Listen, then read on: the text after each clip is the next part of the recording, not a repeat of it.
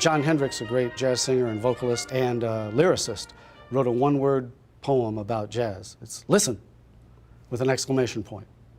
And the number one thing is to do that, because if you listen to a great, say, Sonny Rollins recording, or Clark Terry recording, or Ella Fitzgerald recording, then without any music in the room, people can sing along with it. If they can sing along with it, then they can start playing along with it. If they can play along with it, they can start discovering it. So the best way to get started is probably to put on a recording of something that is an accessible medium tempo piece, and bossa nova or a blues or a swing tune that's not difficult, and have everybody listen to it and imitate it and make that happen. The other thing about singing along with it, even if they're instrumentalists, is it lowers their inhibitions, because then when they go back to their instruments to experiment, they feel like that's home base, and they think, okay, now I feel even more comfortable improvising over my instrument. But by singing with a great Count Basie recording, playing the shout section to April in Paris, or by singing with Ella Fitzgerald, singing Them Their Eyes, or by singing with Miles Davis playing on Kind of Blue, you can you can prove to yourself that you hear a vocabulary. You're mimicking their vocabulary.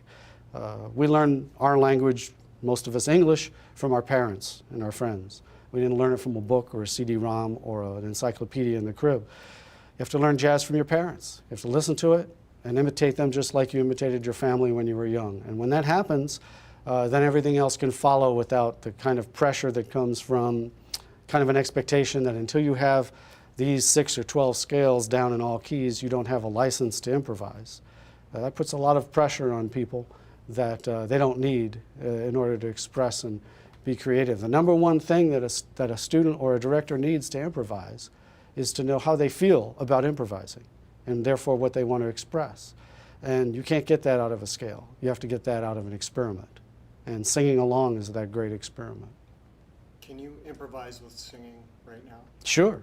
And when I do, I can improvise based on you. So you said, can you improvise with singing right now? So first of all, without pitch, you've given me rhythm. Ba-da-de, da-de, do-de, do-de, something like that. So ba-da-de, do-de, do-de, do-de. With that, I could set up a groove. Ba-da-de, do-de, do-de, do-de. A ba-da-de, ba-do-de, da-de, do-de. A ba-do-de, da-do-de, do-de, do-de. Be-bo-be-de, do-de, do-de, da-do-de-da. O-do-do-de, da-do-do-de, da-do-de, de-do-de-do-do, de-do-de-do-da, de-do-de, do-de-do-de. I mean, everything we do is music. Everything we hear, every syllable, every name has a rhythm and has pitch to it. It rises and falls. And if we can make people aware of that, then when they improvise, it's never a question of what am I going to play, which is like Snoopy and Peanuts looking at a piece of paper and saying, it was a dark and stormy night, trying to figure out how to write a book. If you are aware of what's going around you, then you hear something, and your question instead of becomes, what am I going to play, it becomes, what am I going to say about what I just heard? Even right now, if I listen, I hear an electronic buzz. That'll give me enough material for a long time. So capitalizing on what we hear is really the basis for improvisation. It gives us a feeling, and then we can make music about that feeling. It doesn't come out of a book, it comes out of experimentation and risk-taking.